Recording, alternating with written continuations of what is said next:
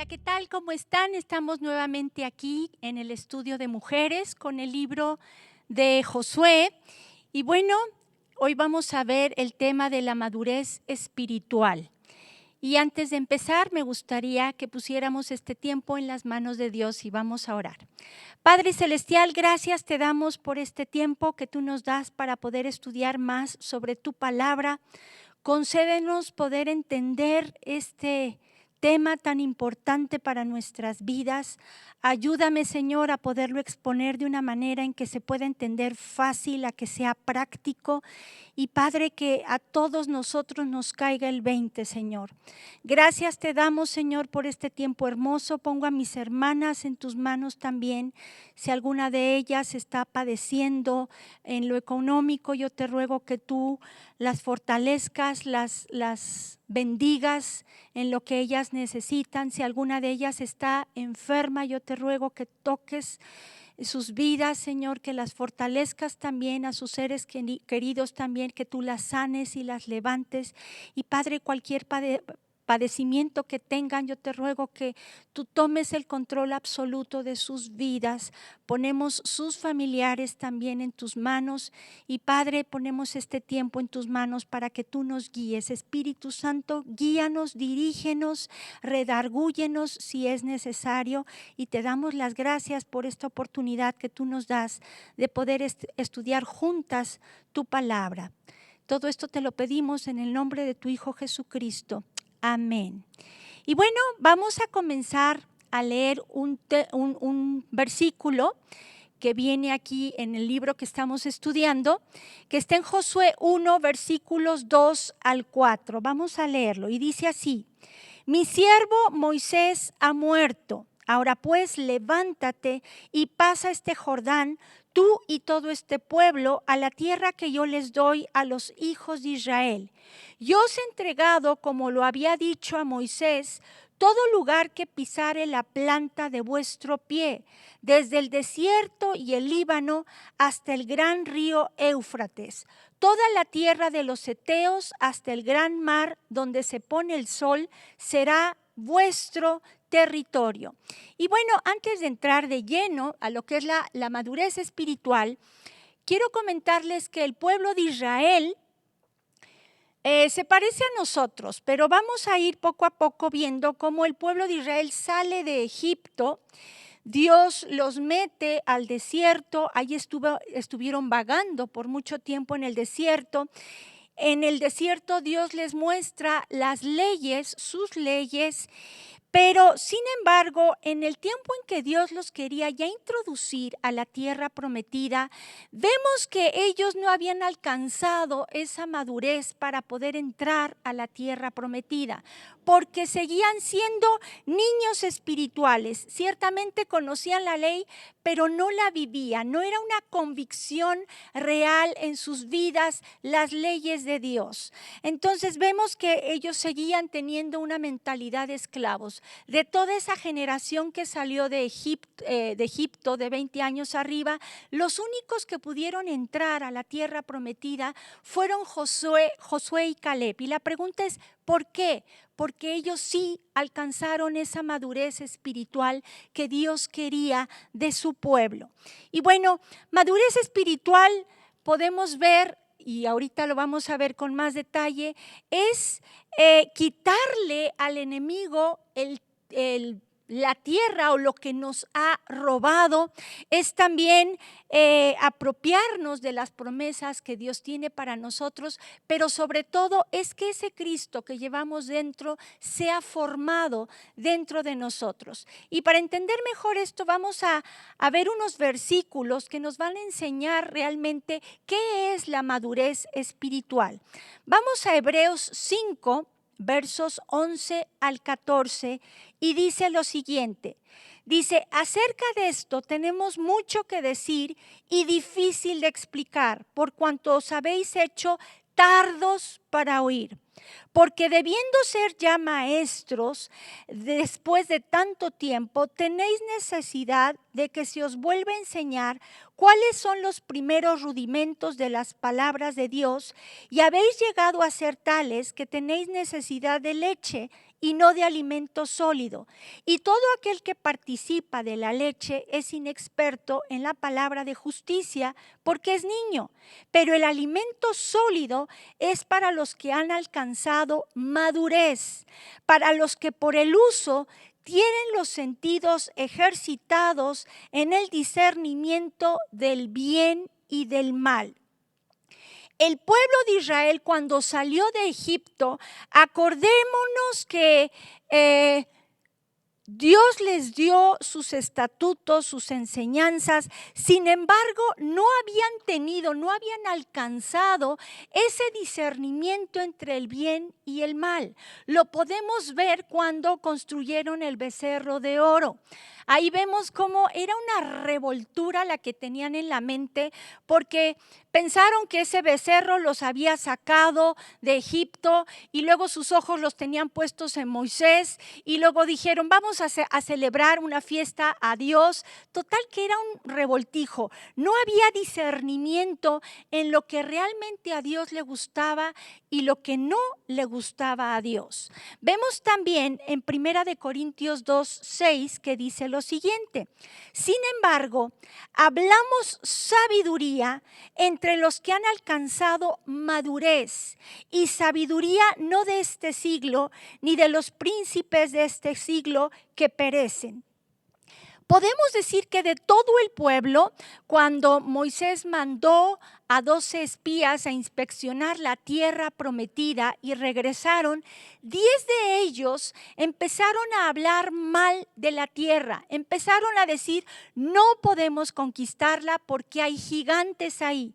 Entonces vemos que su confianza no estaba en Dios, su confianza estaba en lo que estaban viendo con sus ojos y ellos se sentían como langostas, yo digo que como cucarachas aplastadas, así se veían ellos mismos y no tenían su confianza puesta en Dios.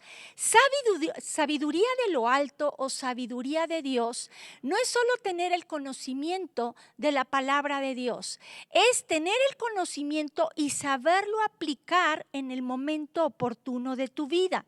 Y estos 10 príncipes no supieron aplicar todo lo que el Señor les había enseñado durante ese tiempo en el desierto. Entonces vemos que los únicos que tenían esa sabiduría eran Josué y Caleb, porque tenían esa fe, esa confianza en el Señor y dijeron, sí podemos. Habían estado viendo tantos milagros que ellos sí creyeron realmente que Dios los podía introducir a la tierra prometida.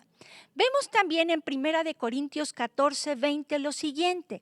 Dice, hermanos, no seáis niños en el modo de pensar, sino sed niños en la malicia, pero maduros en el modo de pensar.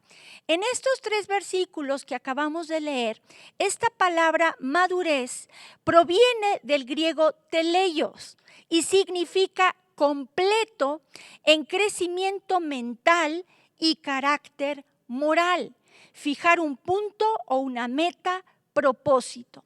Entonces vemos que la madurez espiritual, en pocas palabras, es tener la mente de Cristo, es vivir en el espíritu y no en la carne.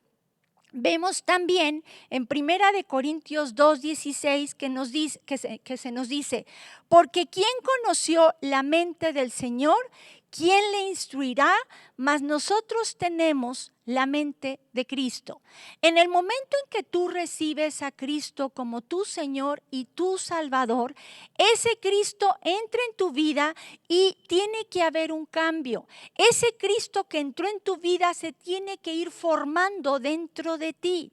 Sin embargo, vemos que muchas veces hay muchos cristianos que no crecen, se quedan como niños. En 1 Corintios 3, del 1 al 3, dice también lo siguiente. Dice, de manera que yo, hermanos, no pude hablaros como espirituales, sino como a carnales, como a niños en Cristo. Os di a beber leche y no vianda, porque aún no erais capaces, ni sois capaces todavía, porque aún sois carnales. Y fíjense lo que dice después. Pues habiendo entre vosotros celos, contiendas y disensiones, ¿no sois carnales y andáis como hombres? Y vemos, si lo comparamos con el pueblo de Israel cuando salió de Egipto, antes de entrar a la tierra prometida, toda esa generación que les decía, la primera generación, eran niños espirituales, había contiendas, de todo se quejaban, de todo murmuraban, con nada estaban conformes, y esos son síntomas de un niño espiritual. Si tú y yo queremos ser espirituales, en primer lugar tenemos que empaparnos de la palabra de Dios, pero no solo empaparnos de la palabra de Dios, sino también caminar en la palabra, siendo hacedores de la palabra de Dios. Porque dice, vamos a repetir lo que dice Hebreos 5:14, que dice, por el uso tienen los sentidos ejercitados en el discernimiento del bien y del mal. Dice que por el uso. Y la palabra uso en este pasaje bíblico viene del griego hexis y significa práctica y hábito. Esto nos habla que cuando tú conoces la palabra de Dios, de nada te sirve si no la pones por obra.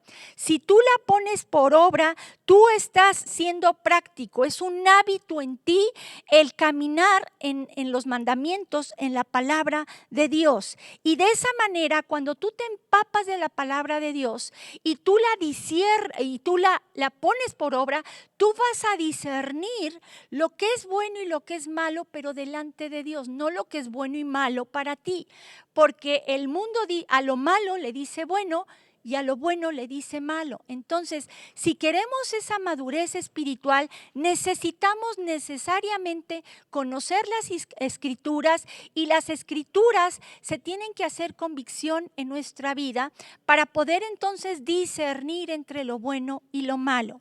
Y entonces es que ese Cristo se va a ir formando dentro de nosotros.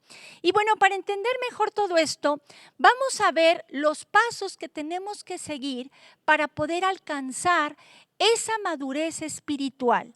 Y vamos a hacerlo de una manera en la que vamos a poner de ejemplo al pueblo de Israel, pero también tomando como ejemplo el primer versículo que leímos, cuando Dios le dice a Josué, después de la muerte de Moisés, levántate, cruza este Jordán y conquista. Y le dice hasta dónde iba a llegar el territorio de Israel.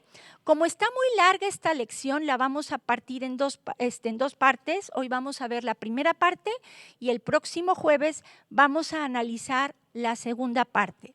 Hoy vamos a ver, con la ayuda de Dios, solo los 2 primeros pasos. Son 6 pasos que hay que seguir para alcanzar esa madurez espiritual. Y el primer paso para alcanzar esa madurez es salir de Egipto. Egipto es figura del mundo. Entonces necesitamos entender que cuando tú recibes a Cristo en tu corazón, las cosas viejas pasaron y aquí tú eres una criatura nueva, y es como salir de Egipto, salir de ese hombre viejo que tenemos, salir de las cosas viejas, de esas cosas que ofrece el mundo. Dice Efesios 4, del 17 al 24, lo siguiente. Dice, esto pues digo y requiero en el Señor, que ya no andéis como los otros gentiles que andan en la vanidad de su mente, teniendo el entendimiento entenebrecido, ajenos de la vida de Dios, por la ignorancia que en ellos hay, por la dureza de su corazón, los cuales después que perdieron toda sensibilidad, se entregaron a la lascivia para cometer con avidez toda clase de impureza. Mas vosotros no habéis aprendido así a Cristo, si en verdad le habéis oído y habéis sido por él enseñados. Si realmente Jesús entró a tu vida, tiene que mostrarse un cambio en tu vida. Dice, conforme a la verdad que está en Jesús. En cuanto a la pasada manera de vivir, despojaos del viejo hombre que está viciado conforme a los deseos engañosos y renovaos en el espíritu de vuestra mente y vestíos del nuevo hombre creado según Dios en la justicia y santidad de la verdad. Entonces vemos que el primer paso es salir de Egipto, que significa salir de las cosas que ofrece el mundo. Ese Cristo que está dentro de ti tiene que crecer y tú tienes que menguar. Las cosas que tú solías hacer antes de ser un cristiano, una cristiana, no las tienes que repetir ahora, las cosas malas, obviamente. Entonces tenemos que despojarnos del viejo hombre, de esas cosas que a Dios no le agradan y renovarnos en nuestro espíritu y en nuestra mente. Entonces vemos también que Hebreos 5:11 dice, acerca de esto tenemos mucho que decir y difícil de explicar, por cuantos habéis hecho tardos para oír. ¿Por qué el pueblo de Israel, esa primera generación, no entró a la tierra prometida? Porque eran tardos para oír. Y cuando hablamos de oír es escuchar atentamente y poner por obra. No es que te entre por un oído y te salga por el otro. Entonces, una persona que realmente quiere esa madurez espiritual va a prestar atención a todo lo que Dios diga y la va a poner por obra. Entonces, vemos que el pueblo de Israel no entró a la tierra prometida porque no alcanzaron esa madurez espiritual. Sin embargo, Josué y Caleb sí lo hicieron y vemos en el capítulo 1 de Josué que Moisés le dice, ya había partido y entonces Josué toma el cargo de Moisés y Dios le dice a Josué, levántate, cruza el Jordán y conquista la tierra prometida. Entonces, tenemos que primero en nuestra mente salir de Egipto, salir de las cosas que ofrece el mundo. Tristemente yo veo que hay personas que tienen un pie todavía en el mundo y un pie dentro del cristianismo. ¿Y sabes qué? ¿A quién engañas? Hay muchos cristianos que viven doble cara. Una cara la muestran dentro de la iglesia y otra cara la muestran en su casa, otra incluso con sus amigos en el trabajo. Y tenemos que ser como somos, pero se tiene que ver que ese Cristo que está dentro de nosotros se está formando, está creciendo dentro de nosotros. No somos el producto terminado, pero el apóstol Pablo decía que lo que comenzó, el Señor un día lo va a perfeccionar y se va a perfeccionar hasta el día de la venida de nuestro Señor Jesucristo. Entonces, estamos en un proceso, pero ese proceso tiene que ir en aumento. Ese Cristo que vive dentro de ti se tiene que reflejar cada día más. Pero muchas veces lo reflejamos entre comillas en la iglesia o con los hermanos y en casa con nuestros familiares o en el trabajo o en la escuela. Ahí sí sacamos la casta y ahí tristemente no damos ese testimonio de que Cristo vive en nosotros y nos parecemos mucho realmente al pueblo de Israel. El segundo paso para poder lograr obtener la madurez espiritual es que debemos recibir la ley de Dios. Cuando el pueblo de Israel salió de Egipto, Dios los llevó por el desierto y ahí en el desierto les mostró su ley. Toda la ley se encierra en dos grandes mandamientos. El primero es amar a nuestro Dios con todo nuestro corazón, con toda nuestra alma, con todas nuestras fuerzas. Yo digo que con todo nuestro ser. Y el segundo es amar a nuestro prójimo como a nosotros mismos. Entonces, esa ley se tiene que tatuar en nuestro corazón. Y bueno, También dice Hebreos 6, del 1 al 2, dice lo siguiente. Dice, por tanto, dejando ya los rudimentos de la doctrina de Cristo, vamos adelante a la perfección, que significa madurez, no echando otra vez el fundamento del arrepentimiento de obras muertas, de la fe en Dios, de la doctrina de bautizos, de la imposición de manos, de la resurrección de los muertos y del juicio eterno. La Biblia nos describe estos rudimentos como la base, el fundamento de todo cristiano. Y de aquí tenemos que partir. Vamos a explicar brevemente cada uno de estos rudimentos y con esto vamos a concluir el día de hoy nuestro estudio. Lo primero, el primer rudimento dice arrepentimiento de obras muertas. La Nueva Traducción Viviente dice arrepentimiento de las malas acciones. Esto significa, y tenemos que entender, que el día que tú recibiste a Cristo en tu corazón, Él te perdonó todos tus pecados. Judicialmente ya tenemos el perdón de nuestros pecados. Sin embargo, como estamos en un cuerpo corruptible, podemos llegar a fallar. No somos el producto terminado, no somos perfectos en el sentido de que no cometemos ya errores. Sí cometemos errores, sí podemos llegar a caer en algún pecado, pero ¿qué nos dice Primera de Juan 1:9? Si confesamos nuestros pecados, Él es fiel y justo para perdonar nuestros pecados y limpiarnos de toda maldad. Cuando nosotros como hijos de Dios caemos en algún pecado, lo único que tenemos que hacer es ir con Dios y con un corazón genuino y arrepentido, o sea, que te duela lo que hiciste y que realmente quieras un cambio de actitud en tu vida. David, por ejemplo, en el Salmo 51 vemos cómo se arrepintió del pecado de adulterio y del homicidio que había cometido. Realmente se arrepiente delante de Dios.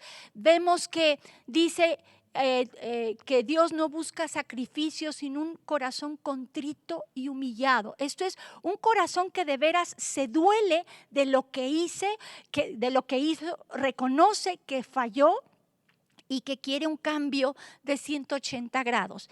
Entonces necesitamos entender que nuestro pecado ya como hijos de Dios no nos va a condenar, pero sí nos aparta de la comunión con Dios. El pecado nos separa de la comunión con Dios. Entonces lo único que tenemos que hacer como hijos de Dios es arrepentirnos genuinamente, pedirle perdón a Dios y en ese momento se restaura esa comunión, esa relación que se había perdido por el pecado, porque recordemos que tenemos un Dios santo y Dios no habita en el pecado. Entonces, en el momento que nosotros nos arrepentimos, Dios echa en lo profundo del mar nuestros pecados, ya no se acuerda de ellos y Él espera que tú hagas lo mismo con tus pecados. Entonces, de eso se trata este rudimento, en pocas palabras, del arrepentimiento de obras muertas.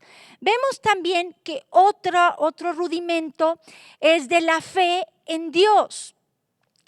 Y esto es importante entenderlo.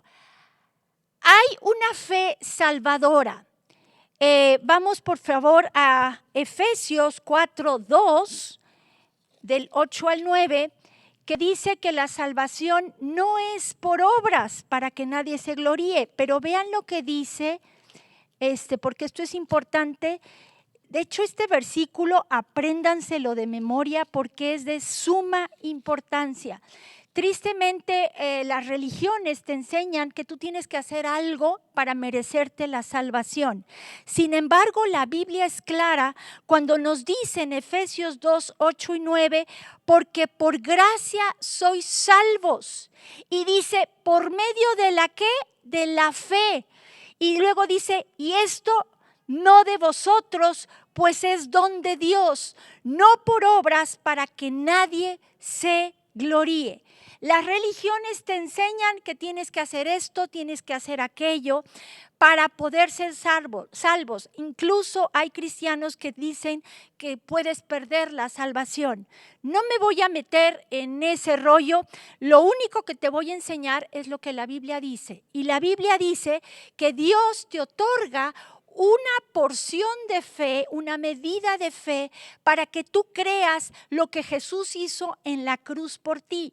Y si tú lo crees, entonces tú obtienes la salvación. No es por tus obras, porque si no, alguien puede decir, yo me merezco la salvación porque yo hice buenas obras. Sin embargo, cuando llegues a la presencia del Señor, ponle que hiciste muchísimas buenas obras y te las va a poner en una balanza. Y tal vez sí, wow, la balanza se incline porque pesaron mucho tus buenas obras.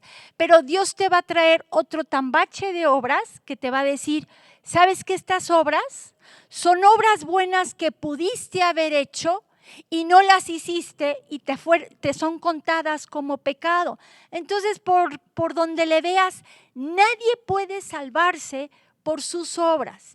El único que puede salvarnos fue Jesucristo por medio de su crucifixión, porque Él pagó en esa cruz por tus pecados y por mis pecados. Él en esa cruz llevó ese castigo que tú y yo nos merecíamos por pecadores. Entonces, entendemos que Dios nos regala esa porción de fe para creer lo que Jesús hizo. Sin embargo, nos dice también Santiago 2, vayan por favor a Santiago 2, 19, porque esto también es importante entenderlo. Santiago 2, 19 dice, ¿tú crees que Dios es uno? Bien haces. También los demonios creen y tiemblan. Mas ¿quieres saber, hombre vano, que la fe sin obras es muerta? Muchos de aquí se agarran para decir que la fe tiene que ser por obras, o sea, que por tus obras tú te vas a salvar, no solo por tu fe. Y quiero explicar esto. Para salvarnos solo se necesita tener fe en lo que Cristo hizo. Una vez que tú creíste y aceptaste a Jesús como tu Señor y tu Salvador, en ese momento entonces tú te haces hijo de Dios. Naciste de nuevo y en ese momento tu vida tiene que tener un cambio radical que la gente vea, y por tus hechos, por lo que tú haces, ahí se me fue la palabra, por tus obras, es que te vas a dar a conocer como hijo de Dios. Entonces, sí es cierto que la fe tiene que ir creciendo, y en la medida que va a ir creciendo, tú vas conociendo cada vez más al Señor. Dice la Biblia que la fe es por el oír y el oír por la palabra de Dios. Entonces, también vemos que la fe es un fruto del Espíritu Santo. Y entre más tú estés conectado con el Señor, más vas a dar fruto. A veces Dios te va a podar para que des más fruto. A veces Dios va a probar tu fe y te va a meter en pruebas para que esa fe crezca y crezcan los frutos como el de la paciencia. Sin embargo, vemos que tú como hijo de Dios tienes que demostrar que eres hijo de Dios por medio de tus obras, pero no necesitas tus buenas obras para salvarte. Espero que esto haya quedado claro. Y bueno, otro rudimento es el de la doctrina de bautismos. No los voy a explicar con detalle, solo a grandes rasgos. Hay unos que dicen que solo son 3, hay otros que dicen que son 4. Yo les voy a mencionar los 4. El primero y el más importante es el bautismo en Cristo. Es cuando tú recibes a Cristo como tu Señor y tu Salvador. El segundo es el bautismo en agua, que es cuando tú das testimonio público de lo que Jesús ha hecho en tu vida y de cómo dejaste, cuando los ministros que te bautizan te sumergen, es una figura de que mueres con Cristo, y cuando te sacan del agua es figura de que resucitas, junto con Cristo. Entonces, ese es para dar testimonio público. Y está el bautismo en el Espíritu Santo. Hay algunos que dicen que en el momento en que tú recibes a Cristo en tu corazón, eres sellado con el Señor, con el Espíritu Santo, y ese es el bautizo en el Espíritu Santo. Hay otros que a la llenura del Espíritu Santo le dicen el bautismo en el Espíritu Santo. No me voy a meter en líos porque no. Yo solo les digo las posturas que hay, y hay otros que dicen que está también el bautismo en fuego. Hay unos que juntan el bautismo en el Espíritu Santo con el bautismo en fuego. Y los que dicen que hablan del bautizo en el Espíritu Santo, bautizo o bautismo es lo mismo, es cuando recibes poder de lo alto para hablar con denuedo la palabra de Dios, y cuando caminas o puedes caminar en las operaciones del fruto, en las operaciones del Espíritu Santo, las cuales ya explicó mi hijo en otra clase. Entonces, básicamente, podemos decir que son tres. Algunos dicen que son tres, que el bautismo en el Espíritu Santo y fuego es el mismo. Hay otros que lo separan y toman como el bautismo en fuego, como unas pruebas fuertes que el Señor pone en nuestras vidas. En fin, esos son los bautismos. Y luego está la imposición de manos. Y quiero que vayamos a Hechos capítulo 13. Esto me acuerdo que se los dejé de tarea que investigaran estos rudimentos en la clase. Sin embargo, ya fue cuando nos fuimos a la cuarentena, ya no pudimos verlo, pero bueno, ya se los estoy soplando. Más o menos, pero ustedes investiguenlo de manera personal, más a fondo, para que esta base sólida esté en sus corazones. Hechos 13, versos 1 al 3, dice lo siguiente. Dice, había entonces en la iglesia que estaba en Antioquía profetas y maestros: Bernabé, Simón el que se llamaba Níger, Lucio de Cirene, Manaén el que se había criado junto con Herodes el tetrarca, y Saulo. Ministrando estos al Señor y ayunando, dijo el Espíritu Santo: apartadme a Bernabé y a Saulo para la obra que los he llamado.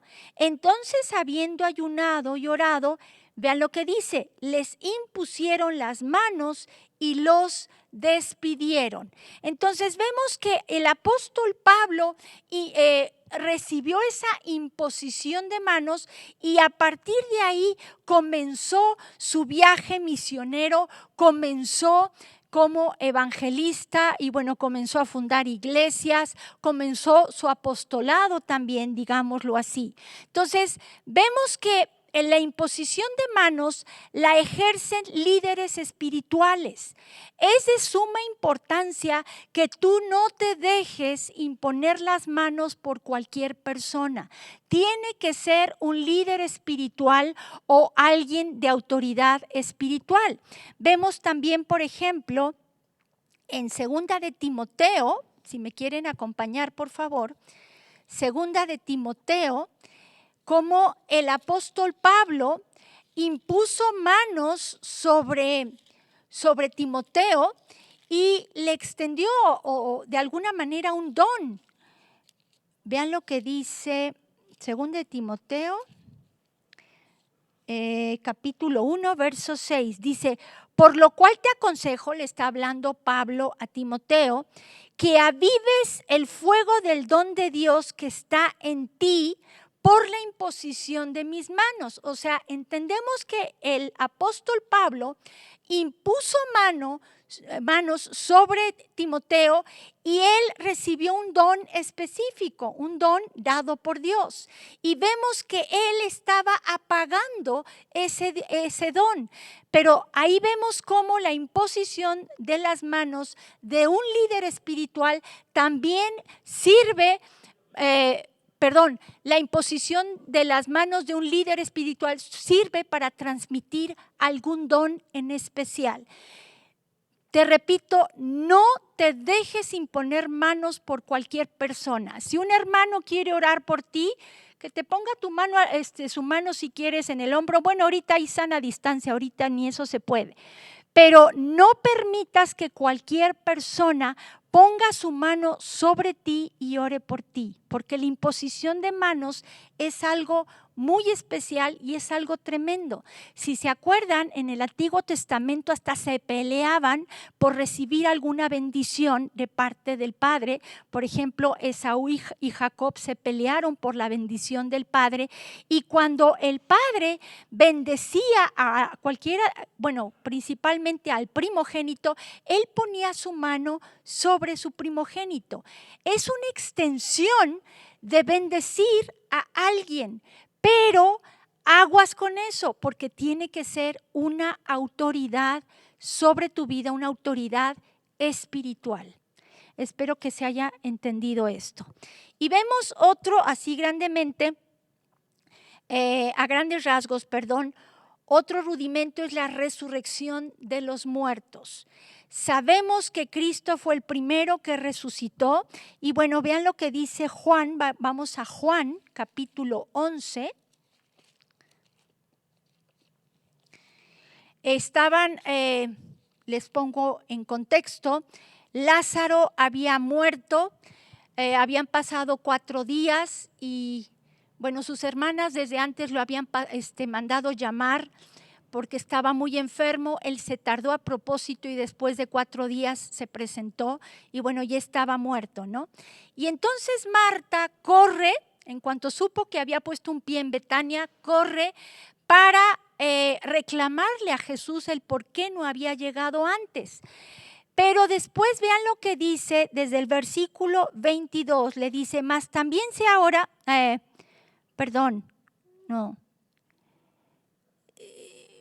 desde el 20 dice, entonces Marta, cuando oyó que Jesús venía, salió a encontrarle, pero María se quedó en casa. Y Marta dijo a Jesús, Señor, si hubieses estado aquí, mi hermano no habría muerto.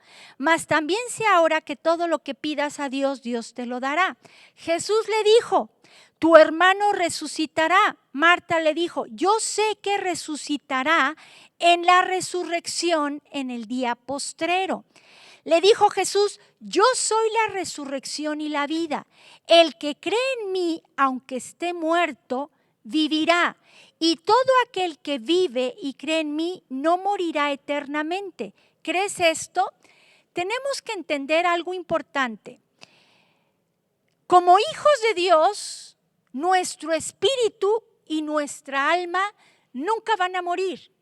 Lo que va a resucitar es nuestro cuerpo corruptible. El cuerpo corruptible se va a transformar en un cuerpo incorruptible y esa es la resurrección.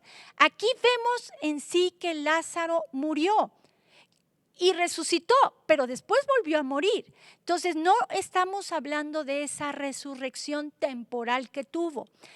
Aquí lo que Jesús nos está enseñando es que si tú crees en Él, el que esté muerto, porque todos estábamos muertos por nuestro pecado, el que esté en Cristo está vivo. Y en el día postrero, lo que se va a resucitar es nuestro cuerpo. Ahora, vean lo que dice, vamos a Apocalipsis, capítulo 20.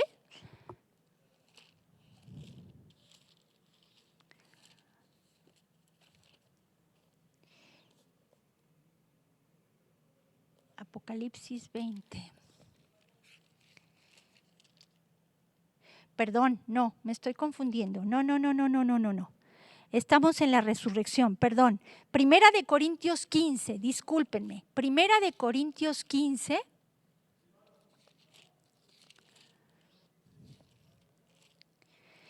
Vean lo que dice, vamos a leer el versículo.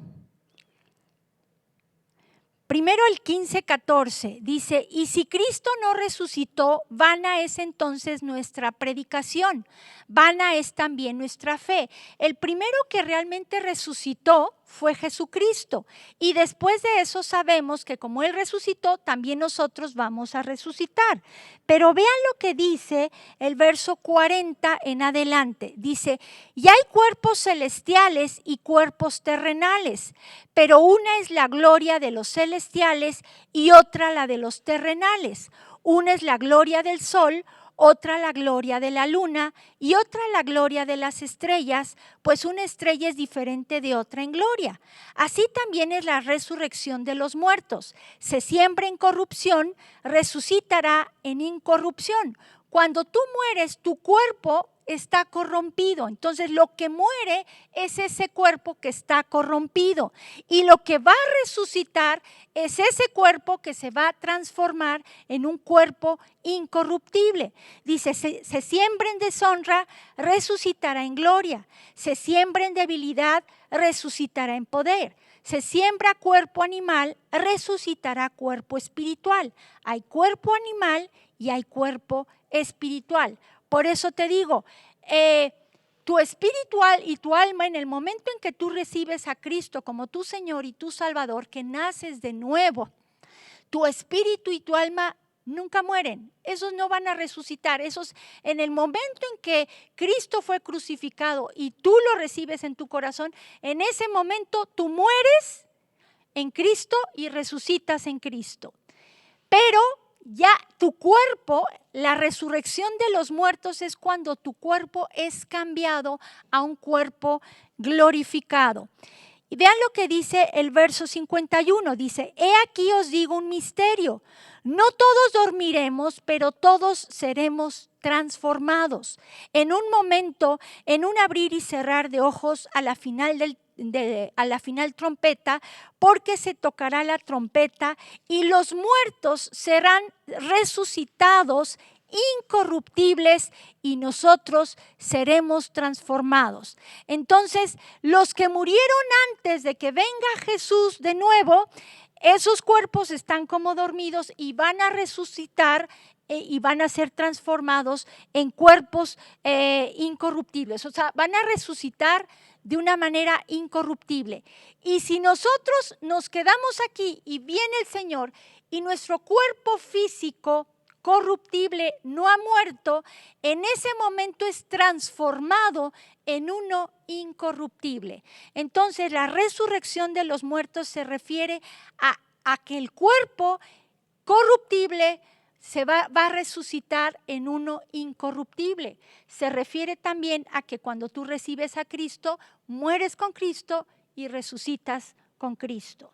Y bueno, vemos por último el juicio eterno. Y aquí vamos a ver lo que nos dice Hebreos 9:27.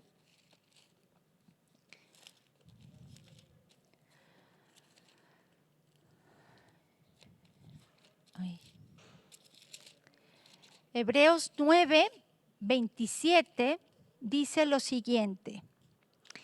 Y de la manera que está establecido para los hombres que mueran una sola vez y después de esto el juicio. Todos vamos a comparecer ante el gran trono blanco, ahorita lo vamos a leer. Sin embargo, los que ya fueron justificados por Cristo, los que son hijos de Dios, van a ser probados, o sea, todas tus obras van a ser probadas y depende de lo que pase, son las recompensas que tú vas a recibir. Sin embargo, ahí nuestro juicio ya no es para condenación, sino van a ser probadas nuestras obras para recibir recompensas. Los que sí van a ser juzgados son aquellos que nunca aceptaron al Señor, los que caminaron en su pecado. Vamos a ver esto en Apocalipsis capítulo 20. Aquí vemos lo del gran trono blanco. Yo la verdad en estas cosas de Apocalipsis no soy muy buena, les soy sincera. Sé yo creo que lo básico, pero bueno, bien haríamos en saber más de todo esto. Dice Apocalipsis 20, del 11 al 13, dice lo siguiente. Y vi un gran trono blanco y al que estaba sentado en él de delante del cual huyeron la tierra y el cielo, y ningún lugar se encontró para ellos. Y vi a los muertos, grandes y pequeños, de pie ante Dios, y los libros fueron abiertos. Y otro libro fue abierto, el cual es el libro de la vida. O sea, en el juicio eterno se van a abrir los libros. Pero aquí vemos que hay dos libros. Un libro es donde están inscritos todos los que son hijos de Dios. Y si tú recibiste un día con todo tu corazón al Señor en tu vida, tu nombre está escrito ahí. Y dice, y fueron juzgados los muertos por las cosas que estaban escritas en los libros según sus obras. Y el mar entregó los muertos que había en él. Y la muerte y el Hades entregaron los muertos que había en ellos, y fueron juzgados cada uno según sus obras. Y la muerte y el Hades fueron lanzados al lago de fuego. Esta es la muerte segunda. Y el que no se halló inscrito en el libro de la vida fue lanzado al lago de fuego. Pero aquí creo que me salté una parte. Dice, el verso 12 dice, y vi a los muertos grandes y pequeños de pie ante Dios, y los libros fueron abiertos. Y otro libro fue abierto, el cual es el libro de la vida, y fueron juzgados los muertos por las cosas que estaban escritas en los libros según sus obras. Entonces, aquí los que no recibieron a Cristo en su corazón, los que no han nacido de nuevo, sí van a ser juzgados de acuerdo a sus obras y van a ser condenados. Sin embargo, los que somos hijos de Dios, vamos a ser juzgados, pero no para ser condenados, sino que nuestras obras van a ser pasadas por el fuego, y depende de las obras que tú hiciste, son las recompensas que tú vas a recibir. Veamos también lo que dice Apocalipsis 11, verso 18.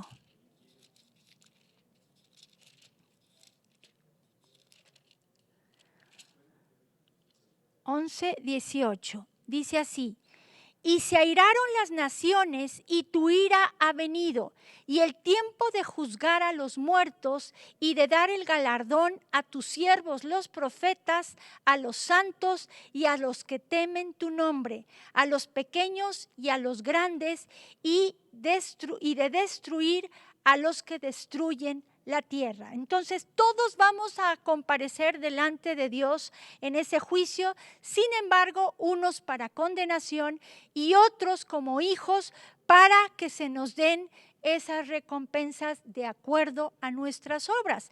Vemos entonces que ese juicio eterno sí es de acuerdo a nuestras obras.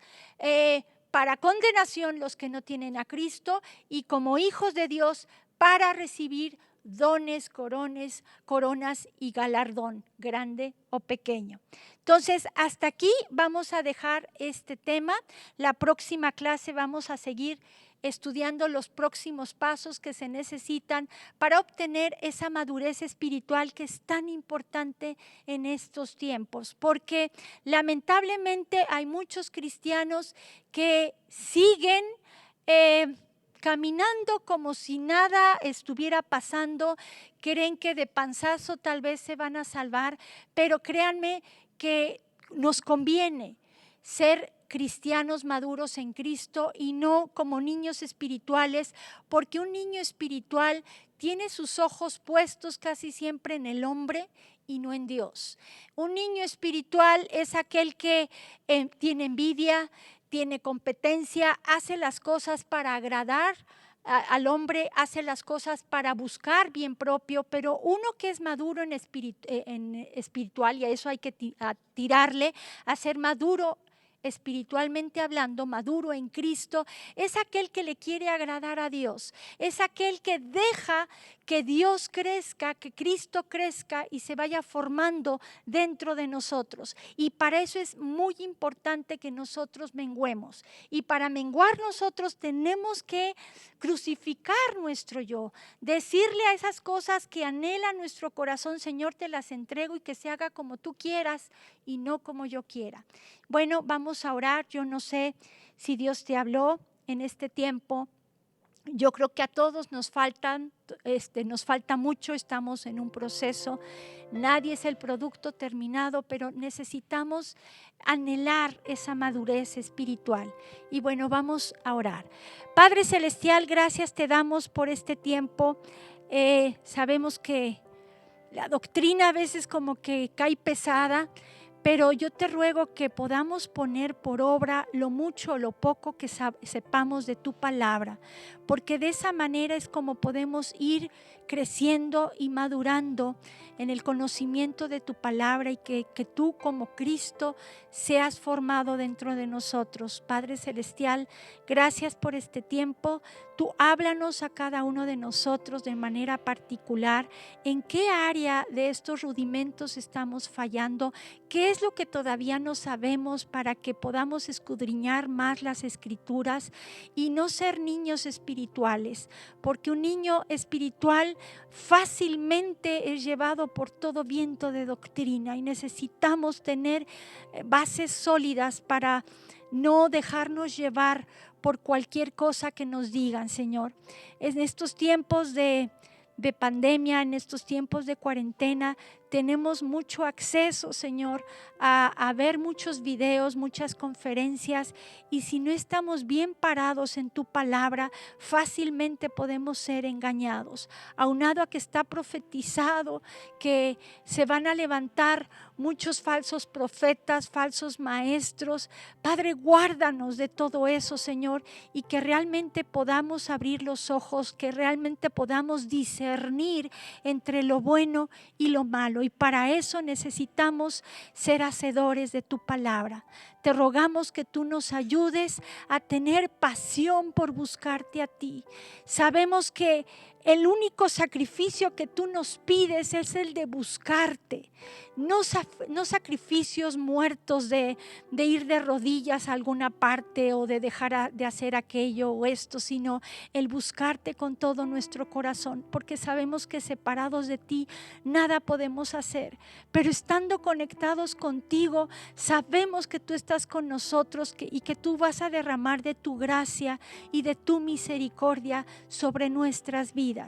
Jesús, queremos conocerte cada día más, y si tú el día de hoy todavía no conoces realmente a Jesús, yo te invito a que tú lo invites a tu vida, lo invites a tu corazón y dile estas palabras. Dile: Señor Jesús, no te conozco como debería conocerte, pero hoy te abro la puerta de mi corazón. Te confieso como mi Señor y mi Salvador. Quiero que guíes mi vida. Quiero que realmente tú seas el Señor de mi vida. Quiero nacer quiero nacer de nuevo para nacer en un mundo, en un reino espiritual, no en un reino carnal, Señor. Padre, yo quiero nacer de nuevo y quiero conocerte cada día más también. Y gracias, Jesús, por tomar mi lugar en esa cruz. Gracias por derramar tu sangre para limpiarme de todo pecado. Hoy te pido que me perdones todos mis pecados, me arrepiento de corazón y quiero cambiar mi actitud. Gracias por todo esto y en tu nombre oramos, Jesús. Amén y amén. Si tú hiciste esta oración, tú ya estás en el primer paso de alcanzar la madurez espiritual y vas a empezar a ver cambios en tu vida. Si realmente invitas a Jesús a morar en tu corazón, tú vas a ver cómo cosas que antes te gustaban, que a Dios le desagradaban, te van a dejar de gustar. Tu vida va a cambiar. Entonces el primer paso es salir de Egipto, salir de las cosas que ofrece el mundo, salir de esas cosas que solo nos contaminan. Y bueno, hasta aquí la dejamos. Gracias por todo. Que Dios los bendiga. Vida Nueva para el Mundo se sostiene y propaga el mensaje de salvación